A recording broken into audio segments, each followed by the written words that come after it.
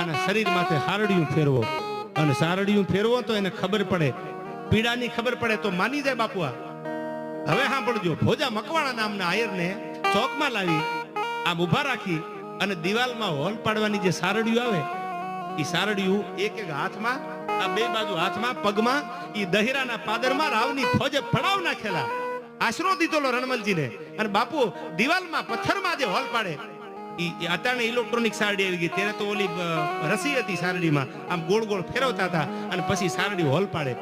બાપુ પથ્થર જેવા કાળમીન પાણાને તોડવા વાળી સારડીયું તેથી ભોજા મકવાણાના અંગની માથે હલવા મંડાણી, લોહીના ફુવારા મંડાણા ઉડવા, હાડકાની કડશું ભેળી મંડી નીકળવા.